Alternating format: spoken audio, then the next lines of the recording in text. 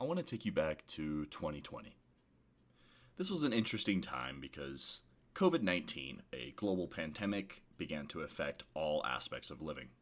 While movie theaters were forced to shut down and a lot of live action projects were put on the back burner, streaming platforms and more specifically animation on those platforms began to skyrocket exponentially.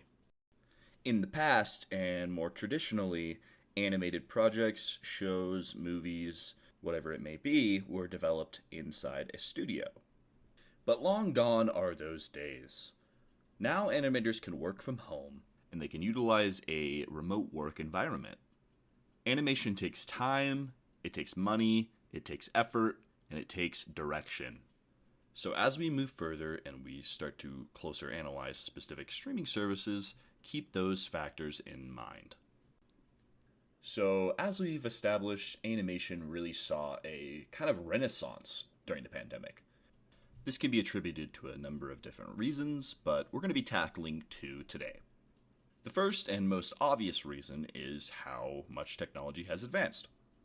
During COVID, we saw this new sort of shift in how we view work, and we now have remote working situations that allow an ease of accessibility, easy communication, and overall just a more efficient and self-conducive work environment.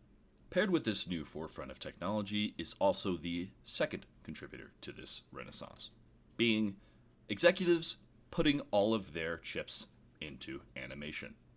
In this Forbes article from 2020, you see Chris Pranosky, president and founder of Titmouse, saying, "Clients are doubling down on animation.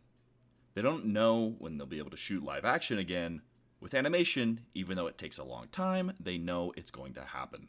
So notably, Pranosky's most popular shows, being Big Mouth and The Midnight Gospel, were ordered by Netflix. So when Pranosky refers to clients here, he's mainly referring to streaming services. So now we're going to move on and start focusing on said clients. So Netflix and Max, formerly known as HBO Max, are two of the giant industry titans in the animation industry. A media group compiled a list of the top 21 most watched animated series during the pandemic. This data ranged from March 15th to August 7th of 2020. Notably, of these 21 shows listed, 17 of them are owned by Netflix. It really seemed that around this time Netflix was doubling down on animation as a profitable avenue, and they were sort of placing all of their chips in it.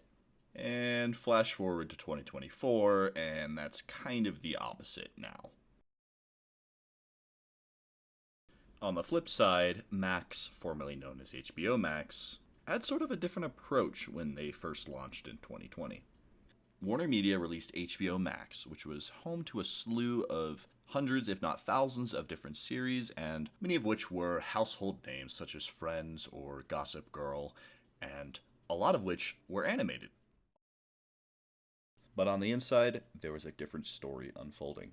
Warner Media was undergoing hierarchical restructuring. Its recently appointed CEO, Jason Kilar, dismissed two executives, and then a mere 2 years later, he exited the company ahead of the Discovery and Warner Media merger, with now infamous David Zaslav picking up the mantle.